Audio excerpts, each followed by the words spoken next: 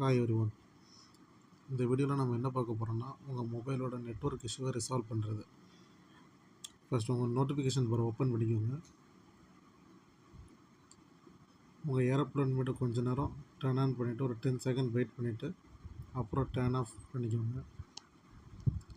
மொபைலை வந்துட்டு ரீஸ்டார்ட் பண்ணிக்கோங்க. ரீஸ்டார்ட் பண்ணதுக்கப்புறமும் உங்களுக்கு சேம் நெட்வொர்க் இஷ்யூ இருந்துச்சுன்னா நீங்கள் உங்கள் செட்டிங் போய்க்கலாம். செட்டிங்கில் போய் சிஸ்டம் செட்டிங்கில் போய் ரீசெட் ஆப்ஷன், இதில் வந்து ரீசெட் மொபைல் நெட்வொர்க் செட்டிங் இருக்குல்ல, அதை நீங்கள் ரீசெட் பண்ணிட்டீங்கன்னா உங்களோட நெட்வொர்க் செட்டிங்ஸ் ஃபுல்லாக ரீசெட் ஆகிடும். அதுக்கப்புறம் உங்கள் மொபைல் ரீஸ்டார்ட் பண்ணிவிட்டு நீங்கள் யூஸ் பண்ணிக்கலாம். இப்போ டிஃபால்ட்டாக என்ன செட்டிங் இருக்கோ அது வந்துடும். ஒருவேளை நீங்கள் 5G நெட்வொர்க் யூஸ் பண்ணிங்கன்னா சம்டைம்ஸ் அதனால் கூட உங்களுக்கு நெட்வொர்க் கிடைக்காமல் இருக்கலாம். ஸோ நீங்கள் வந்துட்டு பெட்டர் 5G to 4G மாற்றுறது better. So go to network setting. இதில் சிம் அண்ட் மொபைல் நெட்வொர்க்குன்னு இருக்கும்.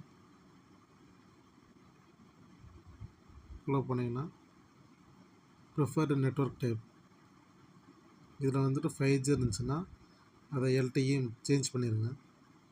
சேஞ்ச் பண்ணிட்டு யூஸ் பண்ணுங்கள், உங்களுக்கு நல்ல நெட்வொர்க் கிடைக்கும்.